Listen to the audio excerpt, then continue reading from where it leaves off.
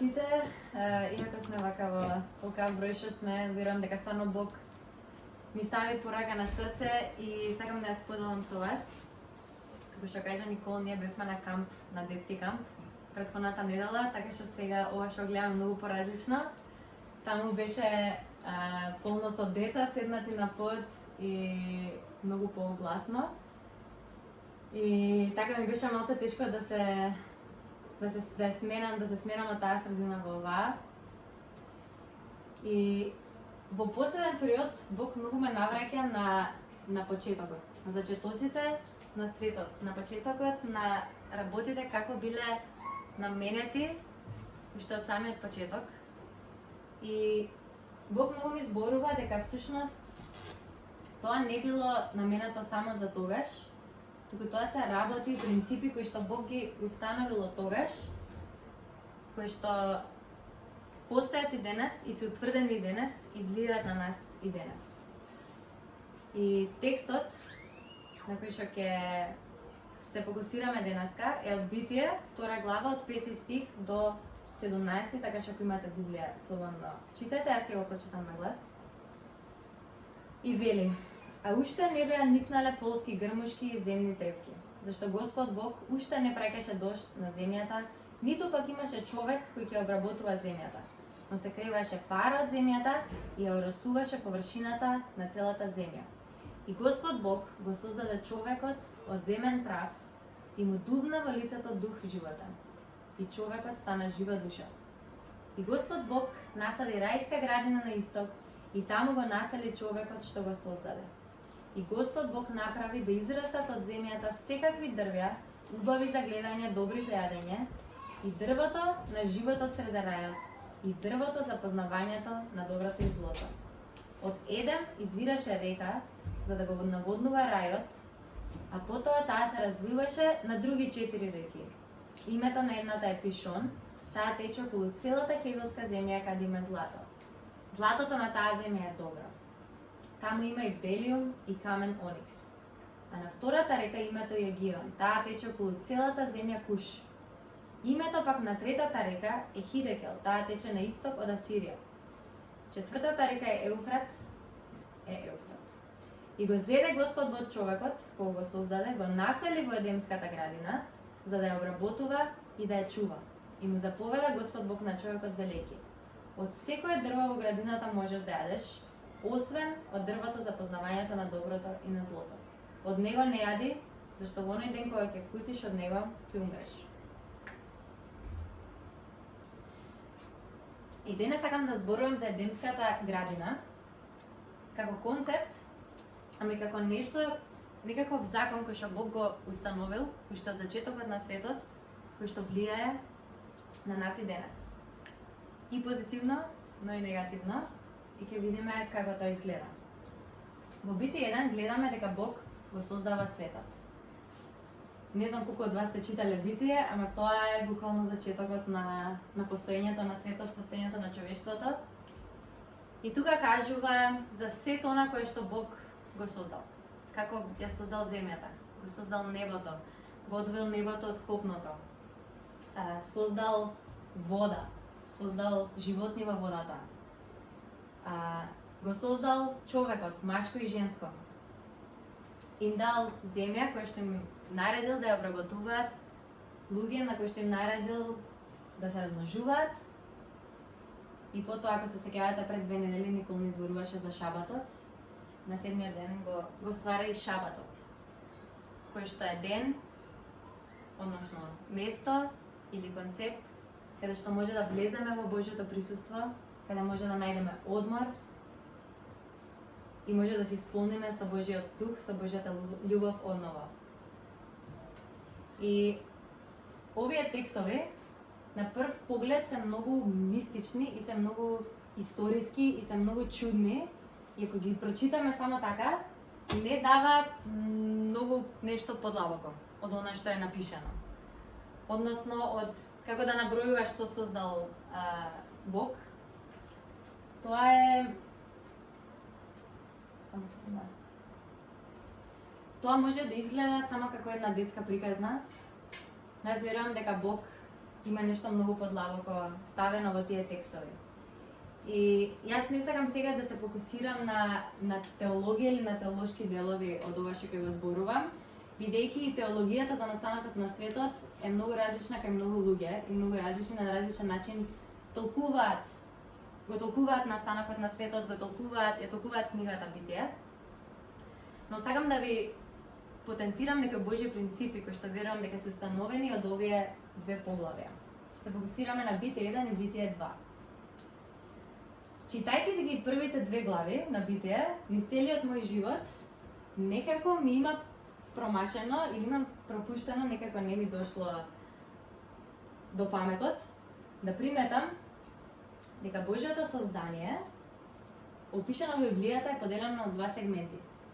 Односно, го имаме во Битие 1, главата кај што Бог создава све, вклучувајќи го и човекот, шабатот кај што одмара. И потоа го имаме вториот сегмент во втората глава, каде што Бог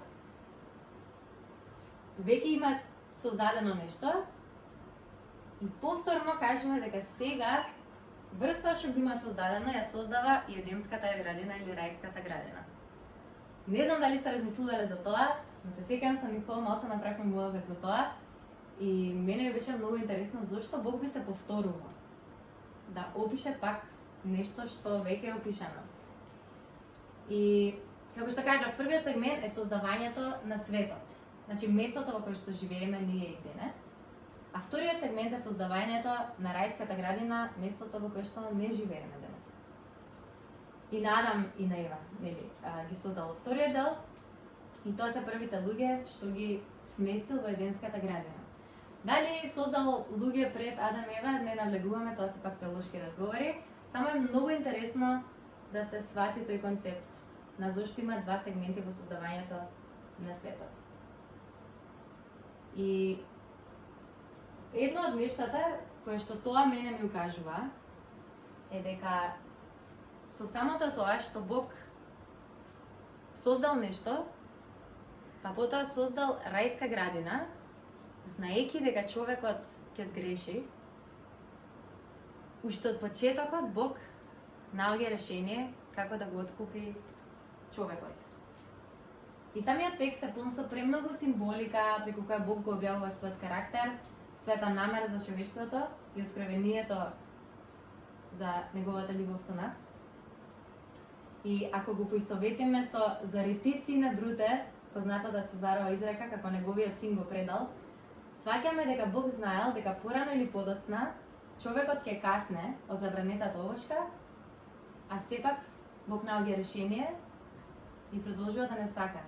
И Божјата љубов и откупување се впрегнати во самото создание. И во текстот, ако може да забележиме, во 5-тиот стих од 2-та глава, вели дека не никнале грмушки и тревки, бидејќи немало човек за да ја обработува земјата. Малку понатаму, во 8-тиот стих во истата глава, Бог ја создава градината. Градината е местото на територијата на која што создал. Значи тој го создал Еден, што предпоставуваме некакво подрачје, и во тоа подрачје ја става градината која што нарекува Еденска градина или градина која што постои во Еден. А Еден значи плодоносно место или место каде што едноставно, не знам, има плодна почва. Читајќи ги и анализирајќи ги овие стихови и редоследот, јас многу се фокусирав на редоследот и од таму ми произлегува многу откровенија, ќе видиме како начинот на кој Бог создавал можеме да го видиме патоказа за нашиот живот денес, а воедно да увидиме каква е замислата на Бог за целото создание. И ова се многу апстрактни и големи поими, ама ќе дојдам до поентата. Едно од прашањата кои што ме мачат последниот период, гледајќи го светот околу мене, ама и не само светот, како што растеш, повеќе осознаваш и повеќе се мачиш и повеќе прашања те мачат. И едно од прашањата е дали во моменталниот хаос во кој што светот се наоѓа, се наоѓа, е подобро секој од нас да си ствара свој вид на рајска градина, кога ќе си гради свет каде што нема да има проблеми. Дали треба да се одвоиме од сето зло кое што светот го нуди и да ствараме наши приватни па ексклузивни рајски градини, во кои што нема да бидеме под влијание на злото од светот. Дали можеби сме повикани да излеземе од нашата рајска градина и комплетно да се впуштиме во светот, па така на тој начин со отвореност наспроти затвореност да се бориме против злото. И централното прашање кое што за мене произлегуваше од ова е како христијани, кој е најдобриот начин да го славиме и следиме Бог? Дали со тоа што ќе создаваме место кое што е идилично, како рајската градина, кај што нема проблеми, каде што се е совршено, или пак сме повикани на нешто по-предизвикувачко и по-содржајно? И сакам за кратко да се задржиме на овие неколку стиха кај што зборува за тревките, за семињата и за плодовите. Во првата глава од Битие, од 11 до 13 стих, Бог заедно ги создава тревките и плодовите, значи во еден момент. Кажува, на вториот ден создадов светлина, на третиот ден создадов небо, на петиот ден, шестиот ден, петиот ден и кажува тревките. Но заедно тревки, семиња и плодови. Но во втората глава е многу интересно што сега редоследот е сменат. Тој кажува дека постои почвата каде што треба да растат семенки и тревки, кои што човекот треба да обработува, а потоа ја создава рајската градина во која што има веќе плодови, во која што градина човекот исто така треба да работи. И на некој начин мене овде ми кликна дека овој одговорот на прашањето со кое што се мачам и сакам да ви го споделам и вас. Овој пасус мене ми зборува за тоа дека целта на Бог е човекот да излезе од Едемската градина и да продолжи во Еден. Со тоа сакам да кажам дека Адам и Ева ги уживале сите благодати на рај и совршена хармонија, бидејќи буквално чекореле заедно со нивниот Создател. И постојано биле близу до изворот на нивното создавање. Претпоставувам дека тоа е на еден начин преслика за новото небо кое што ќе дојде кога Исус повторно ќе се врати. И тие биле без грев, затоа чекореле заедно со Бог без никаква препрека. И да беше создадена само рајската градина, ќе беше многу логично дека таму треба да опстане целиот свет, дека нема потреба да се шири надвор од градината. Но, јас верувам дека Адам и Ева биле нацртот за како да се живее благоугодно и верувам дека од кога тие би созреале, тие би излегле од рајската градина созреани, спремни да го култивираат и да го работат полето, кој што се наоѓа надвор од градината, а шабатот, како што ни збореше Никол, ќе биде нешто на кое што постојано ќе се навраќаат во самата градина. Тоа би бил идеалот. И верувам дека Бог во градината сакал да ги опреми Адам и Ева и да ги научи како да бидат луѓе чиј што идентитет ќе биде целосно во Бог, бидејќи тие се луѓе створени на Божјата преслика, градејќи според принципите и правилата на рајската градина и правејќи го светот надвор од неа посличен на неа. А при тоа, спротивувајќи се на сатаната, во кое што тие за жал не успеале. Но сите знаеме како завршува оваа приказна. Паднатиот човек е извркан од рајската градина, бидејќи не го достигнал потенцијалот кој што е потребен за да живее и работи надвор од совршеното пријателство со Бог. И тука можеме да видиме дека Бог уште пред создавањето го имал откупувањето и човештвото на својот ум. Гледаме дека уште од првиот момент кога Адам и Ева сгрешиле, Бог покажува милост. И моментот кога Адам и Ева грешат, Бог почнува со неговата мисија. А тоа е откупот на човештвото, преку кој човекот ќе има повторно пристап до рајската градина, а при тоа се уште живеејќи во паднат свет. И преку смртта на Исус Христос ја добиваме таа шанса да уживаме во рајската градина. И тука сакам да застанам со теолошкиот дел. Во сето ова што може да видиме е дека Бог од нас сака растеж и развој. Но не само духовен раст. Нешто што ми е многу интересно за приказната на Адам и Ева е што додека тие чекорат со Бог, додека уживаат со целата нивна духовност во присуството на нивниот Бог, тие во исто време работат, го користат своето тело, ги користат своите емоции, го користат буквално сето она што нив ги прави човек, за да му дадат слава и да бидат угодни на Бог. И многу често, ние како христијани, забораваме дека во првичната замисла, Бог наумил неговото создание да расте во комплетност и да се спреми кон комплетност. Како што е запишано во Матеј 5:48. И така бидете совршени како што е совршен вашиот небесен татко. Зборот совршен кој е потребен тука значи комплетен. Комплетна личност. Што е комплетна личност? Комплетна личност е личност која што работи во заедништво со Бог, на растеж и на упредување на секој аспект од своето битие. И често како христијани се фокусираме само на духовните аспекти кои што се многу важни, но ние во целост со нашите емоции, дух, тело сме преслика Божја со сето тоа. Направени во пресликата Божја не значи само духот, туку значи буквално се. Сето она во кое што Бог не создал.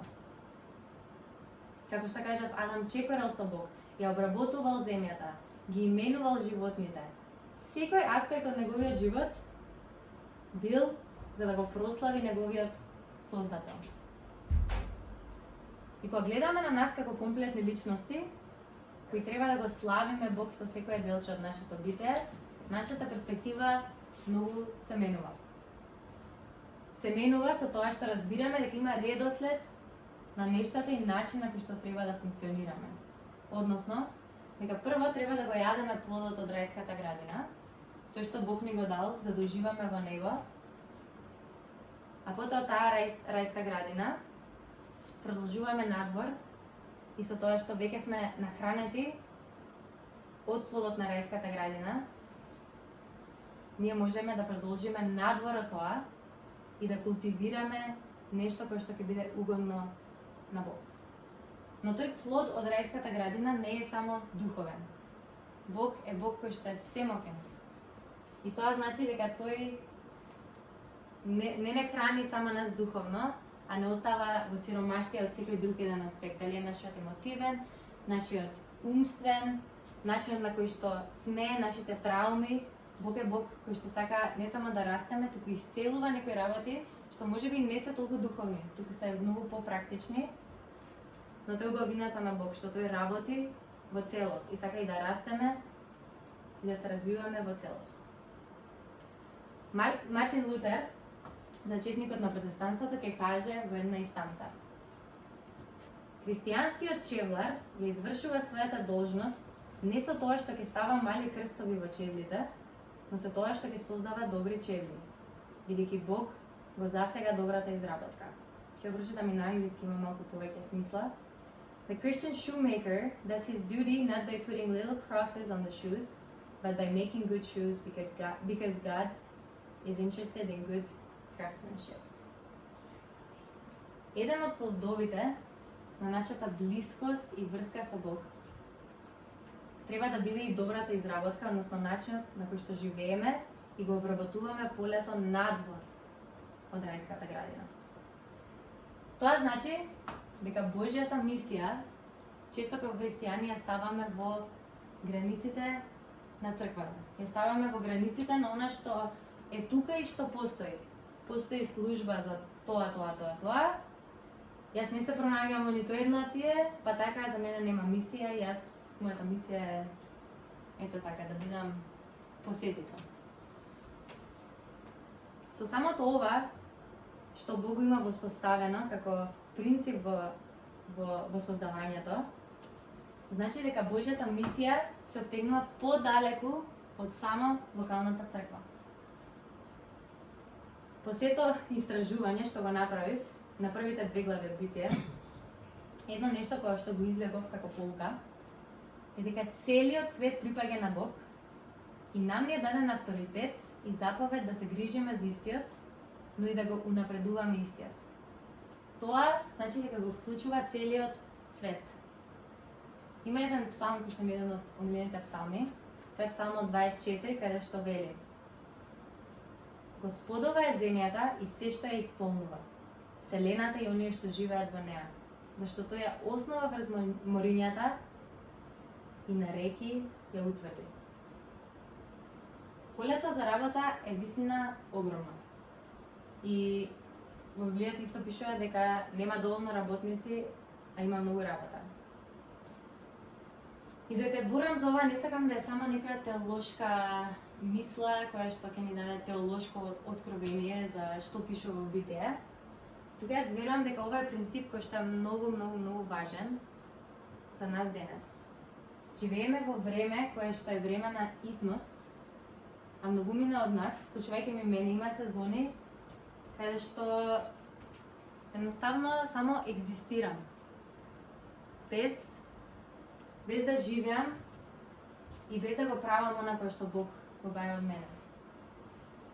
Додека зборувам, те охрабрам да размислиш за твојот живот и каде се наоѓаш во моментот. Во твоето семејство, твојата работа, училиште, каде и да е. Размисли ништо си поминал за да дојдеш до овој период и место во животот. И размисли лично за себе. Кое е твоето поле, врз кое и преку кое можеш да влијаш? Многу често зборуваме за даровите кои што Бог ни ги дава и како треба да ги искористуваме. И тоа е точно. Секој од нас има дар и тие треба да се искористуваат. Но не толку често се зборува за влијанието кој што го имаме ние како луѓе. И тоа ќе го наречам сфера на влијание. Не е тоа мој термин што сум го измислила, тоа е нешто што татко ми го збори скоро цел живот, ама никако не му обрнува внимание. Но во мојот од со Бог се повеќе сваќам дека Бог на секој еден од нас во местото каде што сме ни дава сфера на влијание во која што само ние може да влијаеме и само со нашите дарови и со нашиот склоп на личност како што сме, Бог може да го направи тоа што сака да го направи. И ова можеби мене ми звучи малку егоистично, бидејќи пишува на почетокот: доминирај земјата, размножувај се, имаш авторитет. И тоа може да наликува малку на крстоносните војни, кај што Бог ги охрабрува христијаните да убиваат се пред нив и да косат, само за да го напредуваат христијанството. И јас мислам дека Бог оди многу подлабоко. Која е твојата сфера на влијание и дали правиш нешто во врска со истата? Во целиот Нов Завет можеме да видиме дека овој концепт кој користеле уште и апостолите, кога секој еден апостол си имал сфера на влијание. Може да видиме каде Павле работел, каде Павле не работел и не се мешал. Може да видиме каде сите останати апостоли и сите останати светци кои што му служеле на Бог, си имале своја сфера, не се мешале во другото, но си го знаеле патот. Едно нешто за кое можеме сите да се согласиме е дека моменталната диагноза на светот е збунетоста.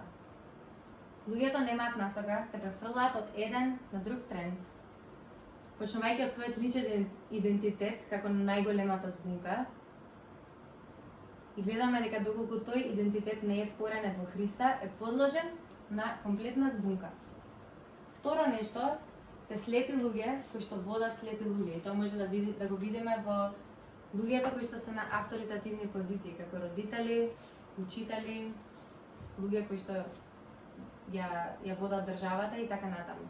И за жал ова навлегува и во нашите цркви. Се повеќе има луѓе кои што се помируваат со статусот кво. Се помируваат со тоа дека што повеќе злото се шири, толку повеќе треба јас да се оддалечувам од тоа. Што повеќе злото се шири, толку повеќе јас треба да си создавам мое место кај што ќе бидам сигурен и да немам никаква врска со тоа зло. Тоа е точно, ние не треба да учествуваме во злото, но се за кое што ни зборува Битие 1, Битие 2, е дека Бог уште на првиот човек му дава авторитет да влијае во местото во кое што е. И сакам да се вратам на прашањето кое што го поставив на почетокот. Што му е угодно на Бог? Кој е начинот на кој што треба јас како христијанин да му служам на Бог? Што бара Бог од нас во ова време, во ова место? И мислам дека ова се многу така обширни прашања, ама се многу битни, и дека ако не го знаеме одговорот на овие прашања, многу е голема можноста дека ќе лутаме во насока во која што можеби не треба да лутаме. Според Божиот збор, не верувам дека стагнацијата и заглавеноста се состојби кои треба вечно да траат. Се разбира дека животот има секакви сезони и секој еден од нас ќе биде во сезона кај што ќе се чувствува заглавен, ќе се чувствува дека нема никаква улога во општеството, нема никаква улога во овој свет. Тоа е точно. Но исто така верувам дека Бог е Богот кој што е Бог на растеж, а не на стагнација. Богот кој што сакаат работите да се движат и да одат напред, а не да стојат во место и да не се случува ништо. Исходот на Божиот народ треба секогаш да биде слобода од она што не задржува да талкаме во место и да го пропуштаме она на кој што Бог не повикува. И денешниот предизвик на секој христијанин, верувам, е како да живеем во неидеална земја, наспроти оваа идеална рајска градина која што читаме, или наспроти обновениот свет за кој што читаме дека ќе дојде и ќе се востанови. Како да го градам Божјото царство на место каде што очигледно моментално влијае царството на непријателот. Не знам дали сте се прашувале со вакви прашања, но што се повеќе размислувам ете и за моето семејство во иднина, се прашувам што ќе биде попаметно, дали моите деца да ги чувам дома одвоени од секакво зло и да си градиме наш нов некој свет, нова комуна, или дали е паметно скроз во средина на океан да се фрлиме и ние и нашите семејства и таму да се бориме со злото. Како е мудро да се бориме со злото? И има две работи кои што ги извлеков како поука за како може тоа да ни помогне да го градиме Божјото царство денес во Македонија, во местото во кое што сме, во нашето семејство, на нашата работа. Под број 1 е секогаш местото на изворот, шабат. Тоа е принципот востановен кој што ни дава преку Исус пристап, директен пристап, да може со Бог заедно да чекориме, да комуницираме и Бог да не менува однатре и однадвор. Начинот на кој што го градиш тој однос со Бог ќе биде пропорционален со начинот на кој што градиш односи и со други луѓе. Длабочината на твојот однос со Бог, на твојот од со Бог, исто така ќе ја покаже длабочината на која што се поврзуваш со оние околу тебе. Откровенијата кои што ги добиваш од Бог во тој од ќе се рефлектира на начинот на кој што ги сакаш луѓето околу тебе. Бидејќи секое Божјо откровение е многу длабоко поврзано со љубовта. Бидејќи се потекнува од Божјата љубов за повторно да го врати своето создание, своите деца назад во рајската градина, назад на местото каде што се почнало, назад во автентична врска со Создателот. во кое што е најубаво.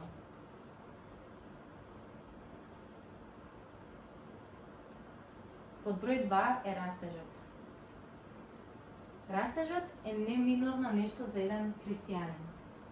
И многу често размислував баш за оваа периодот, е дека најчесто, ако не сме го познавале Бог во текот на нашиот живот, го запознаваме Бог, Бог ни открива дека сме грешни, дека имаме грешна природа и најчесто се бориме со нешто кое што ни е робство во животот. И често Бог ќе не исцели од тоа. Многу често нашиот растеж престанува тука. Престанува каде што престанува и гревот. Но Бог не престанува таму. Бог кажува да, ти го победи гревот. Сега одиме на нешто многу ново, што е многу попредизвикувачки, но тоа е неминовно за секој еден христијанин кој што сака да го гради Божјото царство. Бог исто така сака работи кои растат полека. Затоа Исус зборува за тоа дека Царството Небесно е како семе посадено на добра почва. Растежот ни дава можност да бидеме во состојба во која ќе бараме повеќе од Бог, повеќе од Неговата сила и љубов, повеќе од Неговото присуство. И вели, и повика јабец кон Бог Израеле велики: О, да ме благословеше со Твојот благослов, да ги проширеше границите мои, да беше раката Твоја со мене и да ме пазеше од зло, да не тагувам. И Бог му го даде она за што се молеше. Во целиот процес на растење, Бог ни дава можност да разбереме дека во време на општество на брза храна, најскапоценните работи доаѓаат споро и доаѓаат со многу вложен труд. И растежот е толку битен. Моментот на растење да оди споро, односно да оди во ритмот на кој што Бог сака да оди, но тоа најчесто за нас оди многу споро. Но тоа се моменти каде што Бог не потсетува одново и одново, дека без Него навистина ништо не можеме и ни дава можност и шанса да го бараме одново и одново, за да може кога ќе излеземе од Божјото присуство, кога ќе излеземе од неделната богослужба, надвор од тој праг да ни почне мисиското поле. Кога ќе се вратиме дома во нашето семејство, таму да сме опремени, таму да сме наранети со тој плод кој што Бог ни го дава, да сме созреани, за да сме спремни да го работиме оно кој што треба да го работиме. И ово утро сакам да не предизвикам сите нас, вклучувајќи и мене, да почнеме да се стремиме во живење кон целост и во целост, односно совршенство. Бог не ја бара од нас само нашата духовност. Не ја бара само нашата слава во недела. Но тој го бара секој еден наш аспект од кој што ние лично сме, а тоа го знаете најдобро секој еден од вас што седите тука денес. Тој ги бара нашите мисли, нашите емоции, нашето тело, нашиот дух. И не само што ги бара, туку кажува дека и тие се полиња на кои што треба да работиме. Кога расте само еден дел, еден аспект од нашето битие, тоа се отсликува и на работите кои што ги градиме околу нас, на нашите врски со луѓето. И затоа многу често има некаква дисонанца се случува, бидејќи еден дел е во Бог и го градиме, а на другиот дел не се посветуваме, мислејќи дека не е важен, а за Бог е важна комплетната наша личност. Бог е наклонет кон нас, но очекува дека како верни слуги ќе ги земеме талантите кои ни ги дал и ќе ги умножиме наместо да ги закопаме. И она со кој што сакам да ве предизвикам ова утро е дека еве и оваа црква функционира од луѓе кои што добили откровение од Бог, дека Бог дава сфера на влијание. На некој дава дар за да зборува, на некој за да пее, на некој за да служи. Но сакам да ве охрабрам не само да размислите, туку и да се молите на кој начин Бог ви кажува да работите за Неговото царство. Пред се барајте во Неговото царство, а сето друго ќе си дојде. Кој е пределот во твојот живот? Каде и да се наоѓаш? Замисли се ти и Бог во рајската градина. Боже, каде се наоѓам јас? Каде е моментот или местото каде што наместо да се повлекувам наназад и да се плашам и да стварам своја комфорт зона, плашејќи се од тоа зло, каде ми даваш всушност влијание, јас додам наспроти тоа што непријателот сака да го направи. Тоа може да е од било кој дел и аспект од општеството. И секако тоа не негира вклученост во црква и растење на црквата и растење на Божјото семејство. Но всушност црквата е рајската градина каде што се храниме, а потоа кога излегуваме надвор од неа, доаѓа полето кој што треба да се обработува, да се работи. И верувам дека тоа е нешто кое што е благогодно на Бог. Секогаш да се биде во изворот, во присуството на Бог, да се излезе од комфортната зона, да се работи на она на кое што Бог ни го дава, да се спротиставиме на сатаната, како што треба Адам и Ева да се спротистават. И верувам дека така, наместо луѓе кои што се полуизградени, Бог ќе изгради комплетни личности, кои што ќе градат општеството и кои што ќе градат црквата, да биде се послична и поблиска до рајската градина. Сега ќе се помола и ги испееме уште една песна. Татко наш, фала ти што си се објавил уште од почетокот и зачетокот на светот и што тоа можеме ние да го посведочиме и денес, Исусе.